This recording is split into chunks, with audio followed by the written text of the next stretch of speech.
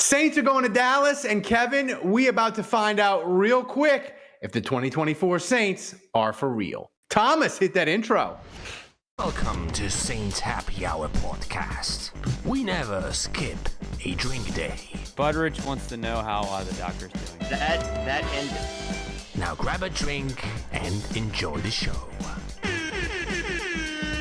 All right, everybody, welcome to another edition of Saints Happy Hour podcast. We are presented by Hard Hide, Ponchatoula Strawberry Whiskey. I'm Ralph Marlboro. I got Kevin with me. Thomas running the show back in Poland. Kevin, Saints 1-0, feeling good.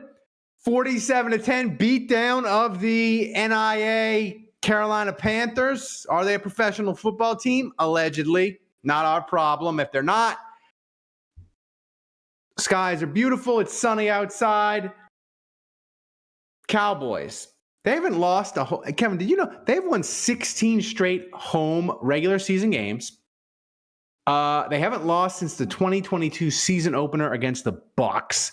They crush bad teams at home.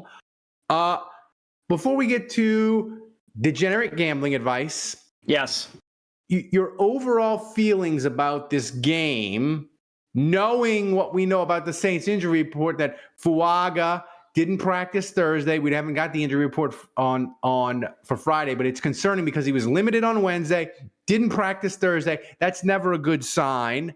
Is it possible they just decided hold him and wait and just make him a game time decision, like they're trying to give him? It could be. It's just concerning to me because usually like a team, usually they'll just, if that's the case, they'll just hold them out until Friday and then they'll practice limited Friday. It's just concerning to me because usually if they're limited and then they don't practice the next day, that means they felt worse because they couldn't do anything, right? So that's a concern. Yeah. And then you have the offensive line. If you don't have Fuaga, Patrick was limited as well. You could have Landon Young, you could have Salvador, you could have one, you could have both. And that's a concern against Micah Parsons. It's a concern. Yeah, Jesus. Yeah, and then what's up with Lattimore?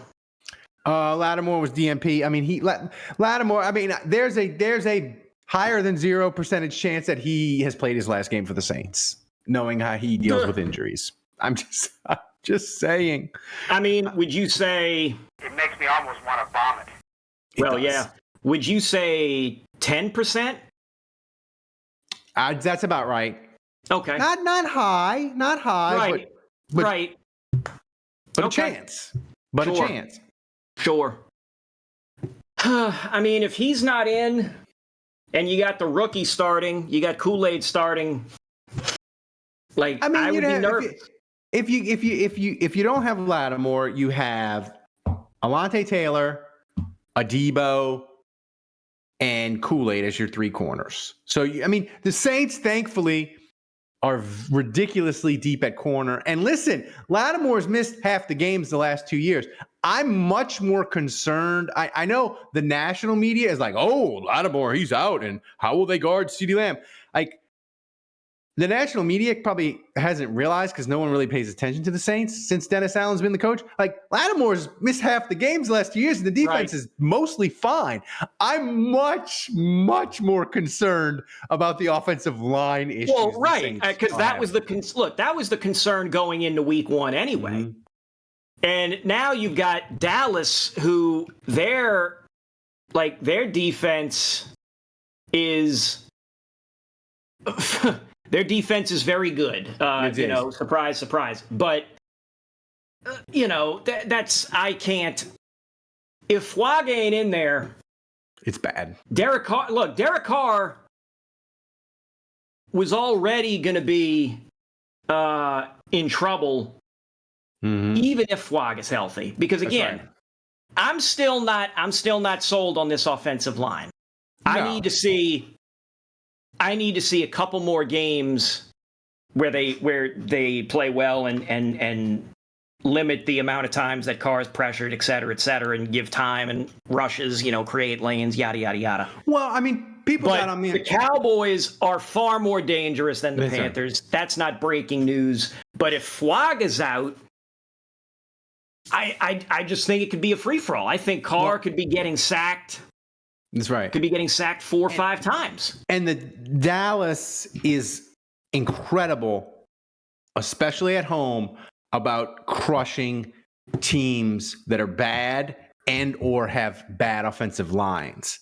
The scores from the last 2 years have been horrific when they play teams like that. So my thing with the Saints is, and people got mad at me on Twitter because they said I was moving the goalpost and I'm a DA apologist. It was not the case. But I just look at this game Sunday, Kevin, and look, we're not playing children's soccer. It's not about everybody gets a trophy and everybody gets a snack at the end of the game. Right. To say it, we're not getting Tang and Rice Krispies treats afterwards. But I will say, like, even if the Saints lose, if the offensive line can hold up and it can be a one-score game with 5 minutes to go, I'll be impressed. And I'll be even more impressed if Fuaga doesn't play and the ceiling doesn't cave in on them and the offensive line. But this game, you have potential where the Saints, if it gets to a 10-point lead, a 14-point lead for Dallas, it can get messy in a hurry. So when you look at this game, what is sort of one key that you look at and you're like, man, this and not turnovers or like assume like you got to play a clean game if you're going to win in Dallas. But like, what's one thing where you're gonna look at if I handed you the stat sheet Sunday at 3:30 and you couldn't see the score and the turnovers, but you could look at the stat sheet. What's the one stat you're going to go to first, and you're going to try to figure out who won the game? I mean, do you want me to say penalties? It could be. I mean, because look, they had 10. It didn't feel like 10 last week because they were just beating the piss out of the Panthers, but they had 10. Yeah, and DA mentioned it in the post game. Right. Like 10 penalties against even an okay team. That puts you at risk. Like you're at risk against a good team. And look, the Cowboys, blah, blah, blah. They fail in the stretch. They can't do anything in the playoffs, whatever. Well, this ain't that, Chief. This is week 2. And like you said, they're forever and in home games. This isn't Detroit. So the onus is on the Saints to play a near perfect game on the road and try and come out with a win. Like if they win, it's going to be a 3-4 point win. I can't see. Look, if they do the same thing, if they have a big victory in Dallas, it's going to be a repeat of last week where everybody's just like laughing and shaking their heads and going, "What is this team? I have no idea." But I'm expecting the Cowboys to win. Yeah. But if you got Fuaga out, it's like, man, this thing's even worse. So, okay, you want me to say penalties? Okay, we can clean up penalties. You want me to say third down efficiency, conversion rate? They went 7 of 13 last week. That's good. They need to get somewhere. Yeah, that's a good stat. Get over 50. Like the red zone stuff is whatever. I think if Kamara, you want to be more specific? I'll try and get you more specific right here. All right. Kamara had 15 carries last week and 5 catches. I think if he gets over 17 touches. Ooh, that's a good one. I like that. The Saints are looking good. Yeah, and the thing is, look, I'm not saying that the Saints are in the same class of a team as Dallas, because let's be honest, they're not. Dallas has won 12 games the last 3 years. They're not. But in a similar fashion to the Saints, Like the Saints, they weren't even like once that game got to be 10-0 against Carolina or 17-0, you knew you're like, this is a wrap. This game is done. Right. Similarly, Dallas got up on Cleveland, and you never once I watched that game, Sonny, you never once for a second thought Cleveland was getting back in the game. One, Absolutely not. Because Deshaun Watson is horrific, but two, as a player and a person, all around, allegedly. Off and on the field. Cleveland, you're down bad when your starting quarterback gets accused of sexual assault again, and your fan base is reading the contract to hope that it wasn't included, so all his future guarantees of $175 million void, and the fan base is like, we can get out of this. We've got an exit ramp. He was awful. Their offensive line was terrible for Cleveland, but their offensive line was injured, much like the Saints. But there were plays in that game where I looked at it and I was like, a competent quarterback for Cleveland could have done something there. Like Deshaun Watson was awful. So my point is, the Saints or Dallas hasn't been pushed, right? So if the Saints could get up on Dallas 7, even if it's just to start, Kevin, even if it's just another good drive to start and you kick a field goal and you go up 3-0, like just to get up on the right foot, I think would be big for the Saints in this game. And I worry that first quarter, the Saints have got to like not drown. Like you can't, to your point about penalties, you can't get out of the first quarter and it be like, oh, it's 10-0 Dallas and the Saints have 4 penalties and a turnover and it's all falling apart. Like they just got to hang tight for that first quarter. 15 minutes, yeah. Yeah, and make those people in Dallas who think it's going to be a party because everybody and their mother's betting Dallas and they're betting the over, make them a little nervous to start, I think. Yeah, I tell you, I'm looking at some of these props. We love props. We're gonna get into. Yeah. No, I know. I'm just looking at them and I'm like, yeah, I can see that. Yep. It's like, boy, the Vegas is just like they're so good at just getting that number. They're so good at finding that number that just makes you. Like you got to wince and like really, you got to really consider yourself.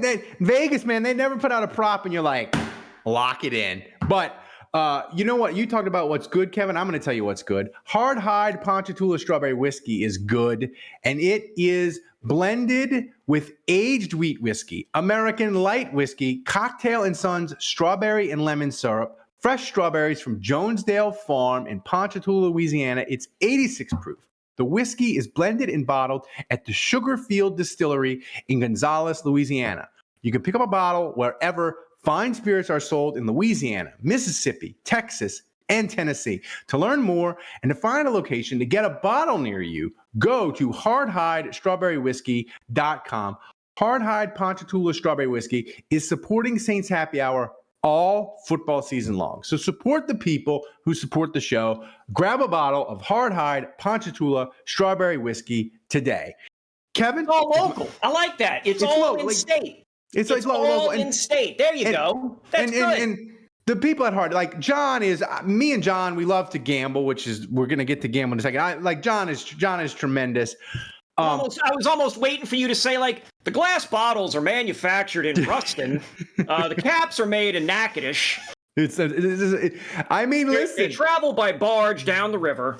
That's right. It's 1872. But you get into the gambling part, and this Friday show for people, it's going to be. You're the degenerate. I'm a guy who just kind of like. I'm a degenerate. But here's the thing, Kevin. I was thinking, and I was looking at the prop bets, which I like. I like the prop bets, and I was thinking, if you were gonna formulate if you were like, okay, if the Saints are gonna win this game, and I want to bet props, what props would I bet if I thought the Saints were gonna win? So here's the thing: if you think the Saints are going to win, or you want to bet and make your Sunday more fun if the Saints it's competitive and Saints win and you cash the ticket, that's the best kind of Sunday, right? But if you think the Saints are going to win, Kevin, I think you got to go under. I don't think a shootout is good for the Saints No. this game. I think if the Saints are Nope, going to win, absolutely not. the total's going under 46.5. I'm trying to find the over-under here. I think the 46.5. 46.5. You got the over-under at 46.5. Which So in my Carolina head, I'm Saints always was doing 41.5. So it's a huge difference. It's what? The Carolina total was 41. So now this is 46.5. See, my whole thing is I always split it in two and try and picture in my head, can I see each team getting their half? Can I see Dallas getting 23 or 24? Yes. Can I see the Saints getting 23 or 24? Also, yes. But then you think, can I see both teams getting it? And I feel like Dallas, this could very well be a Dallas 31, Saints 17 type game. Yeah, Which would just get you barely over.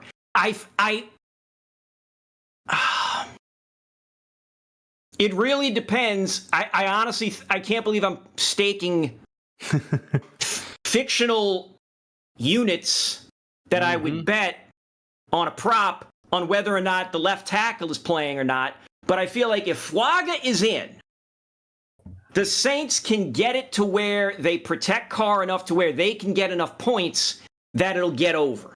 Yeah. Well, otherwise, I can see Dallas dominating this game and the Saints just have no shot and sit at 10, 13 points. Yeah. And Dallas hits like 28. Here's my Saints victory 3 prop parlay. Okay. Oh, okay. Okay, I got it. So if the Saints are going to win, yeah, running the ball is absolutely critical. You talked about it with Kamara. You said, hey, if he gets over 17 touches, I'll feel great about it. So if you want to bet the Saints to win, you bet the under, but you do 3 props. I got one.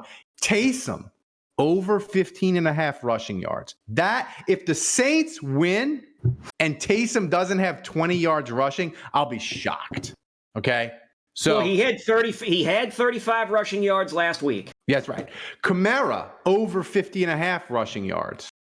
Another one. Like if the Saints are going to win, if the Saints go to Dallas and win, we're going to look at it and it's going to be like 30 plus carries for at least 125 yards. It might be, It might be, Kevin, it might be a lot of ugly 3.5, 4 yard runs and not big runs, but it'll be a lot of the Saints just did a 12-play drive. They ran it 8 times because what does running the ball do? It keeps Dallas from murdering Derek Carr. Correct. And it chews up clock. Listen, that's right. Everybody pisses and moans. Well, I hate saying everybody pisses and moans, but what is the thing people hear is, oh, he only averages 3 yards a carry. I'm not saying that's about Kamara, but in general, it's like, oh, the running back only averages 3 yards a carry. 3 times 3 is 9, which gets you to 4th and 1. But if he goes 3 again, you got a first down. That's right. So that's right.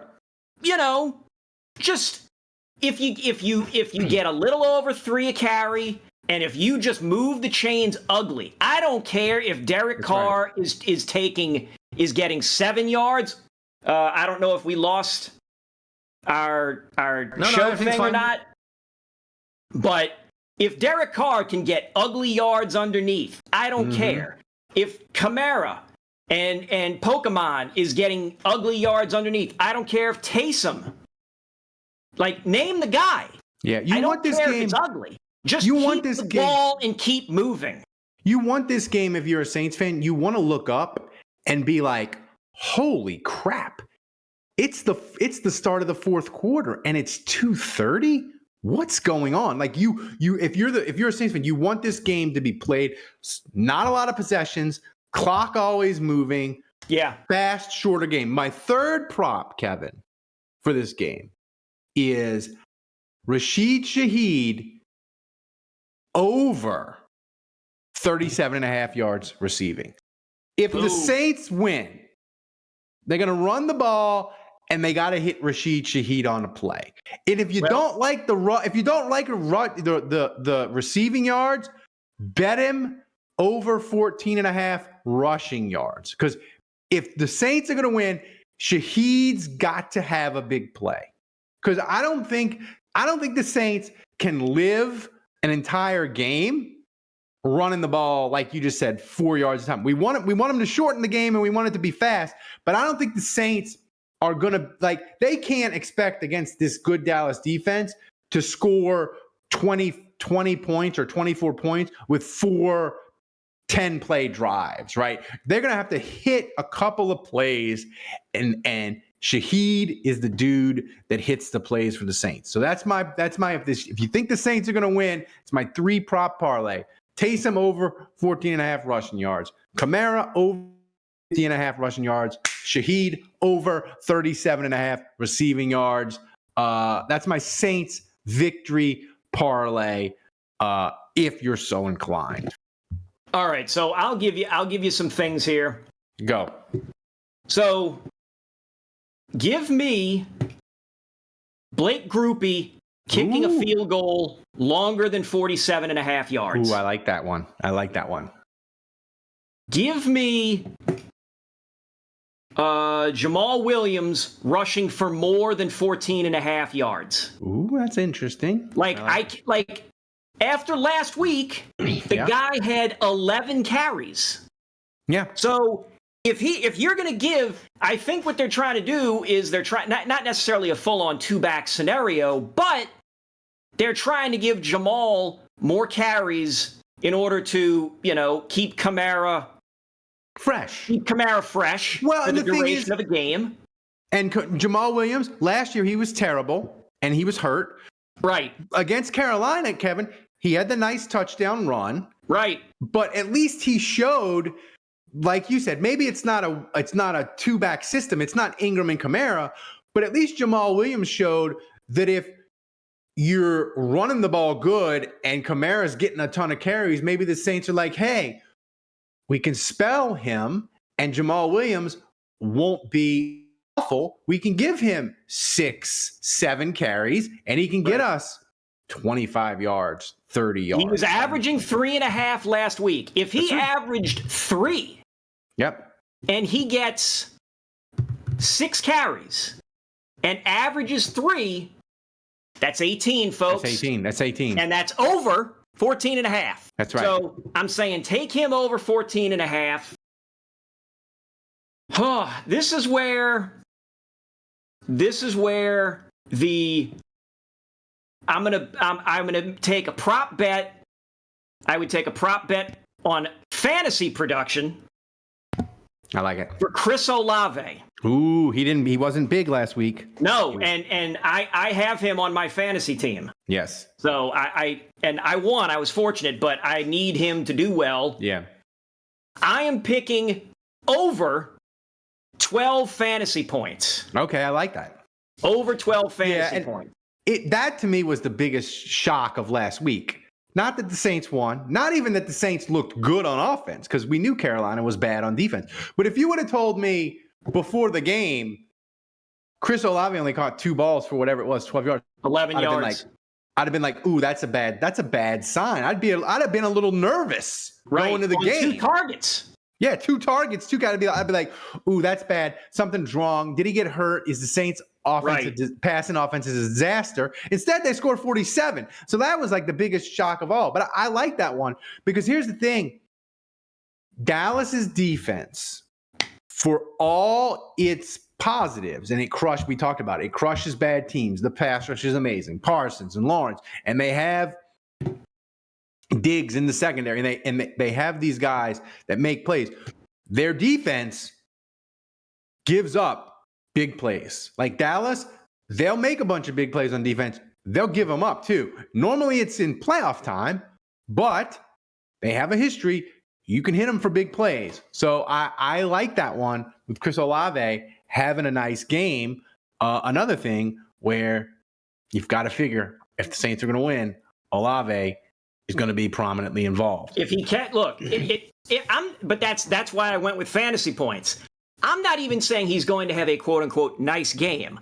I'm saying he will get over 12 fantasy points. So let's say you're doing half a point per catch or a point per catch. Mm-hmm. If it's a point per catch, if he gets 6 catches, 3 points. If he gets 6 catches at half a point, that's 3 points. You give him a touchdown, that gets him to 9. And let's say he gets 40 yards. That's 13 fantasy points. That's right.